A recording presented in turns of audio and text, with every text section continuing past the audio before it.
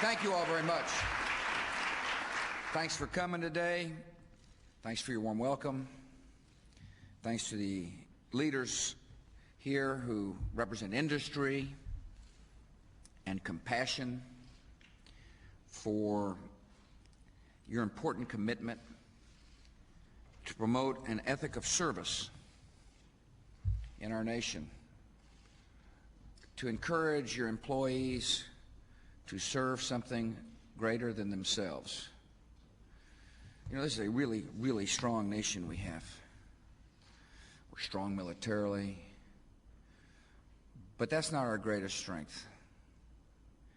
The greatest strength of America is the people of America. People of America have got enormous hearts, great desire to help others. The enemy struck us on September the 11th, 2001. They obviously didn't know who they were striking. They struck the greatest nation on the face of the earth, and in so doing, inspired a spirit of America that is alive and well. And those of us in positions of responsibility must capture that spirit for the good of the American people. In our plenty, there are people who hurt. In the wealthiest nation on the face of the earth, we've got to remember there are some who doubt the promise of America. There are people who are hungry, people who don't have places to live, people who are adrift. The great challenge of the 21st century is not only to keep the peace, but the great challenge of the 21st century is turn the evil done to America into incredible good by making sure that people all across our land realize the hope of the American experience. There is no question in my mind America can achieve that goal. There is no doubt. And today we're to talk about how one step to achieving that goal. As you know, I've been setting up a different economic team to make sure we continue on the good works of the previous economic team to grow our economy. That's our focus. We want people working jobs. We're encouraging the expansion of good jobs. But our purpose today is to make sure that as we focus on good jobs, we also focus on good works, to make sure that the American spirit is alive and well in every part of our community. I want to thank our Secretary of Commerce, my great longtime friend Don Evans, for not only his service to our country, but his understanding about the compassion agenda that our country must embrace. I want to thank the chief operating officers of the components of the USA Freedom Corps who are here. Les Lenkowski, who runs AmeriCorps and Senior Corps. Mike Brown, the Deputy Director of FEMA, who is in charge of the Citizen Corps component. And Gaddy Vasquez, who is in charge of our Peace Corps. All obviously Corps members. I want to thank the members of the Business Strengthening America Steering Committee who've organized this event and today's events. If we want to usher in a period of responsible behavior in America, people must behave responsibly. And part of behaving responsibly is to understand the responsibilities that come with being a CEO. It's not only the responsibility to tell the truth, it's a responsibility to use your position to encourage compassion. And I'm proud of this organization. And today we're going to expand the vision and goals of this organization. I appreciate the U.S. Chamber and the Center for Corporate Citizenship for working on these initiatives. After September the 11th, a lot of our fellow citizens found a deeper appreciation for our freedom. That's a fact.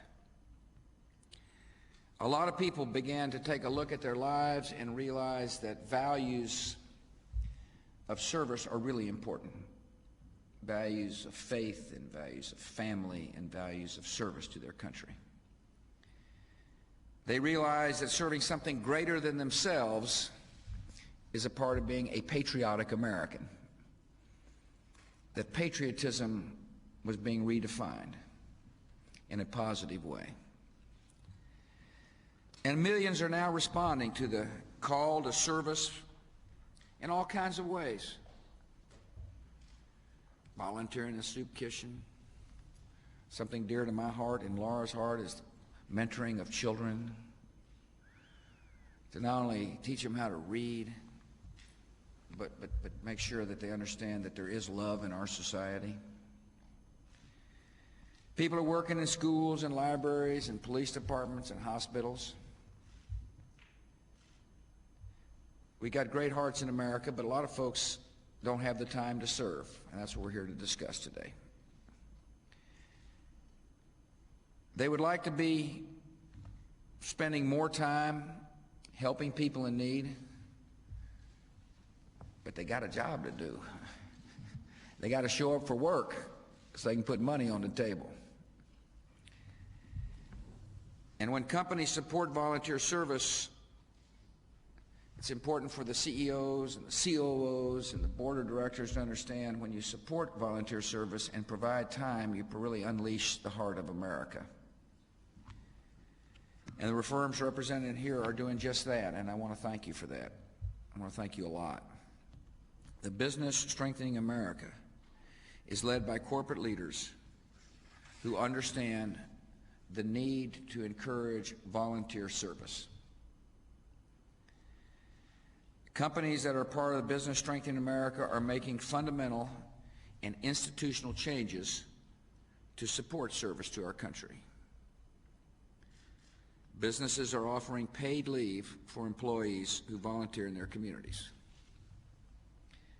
I want to thank you for that. You're setting a great example for others. They're giving a percentage of employee time and are donating products like software or making outright financial contributions in order to do your part to be a sound citizen of this country. You're placing senior executives on boards to make sure that accounting practices or legal practices are sound and wise. You enlist customers and clients to mentor or tutor. There's all kinds of things happening in America today, all aimed at making sure the American experience is alive and well for every single citizen. I appreciate you including information about the USA Freedom Corps on your websites, on bank statements, on grocery bags, all throughout America. We have a competitive workplace, a marketplace here in America, and that's healthy and strong. The more competition, the better it is for Americans. But in this endeavor, there is no competition. There's collaboration to figure out the best way to make sure America is a compassionate country. Last June, the Business Strengthening America was formed with 18 members. 18 brave souls stepped forward and said, I want to help. I want to make a difference. In less than 6 months, the group has grown to 100 members. That represents 2 million employees.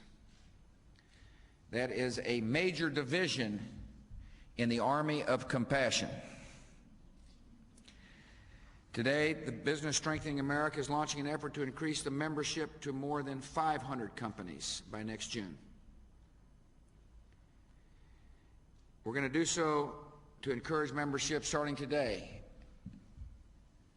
I hope the CEOs of America, the CEOs of America's companies, both large and small, hear the call to join this group, to be a part of the 500 by next June.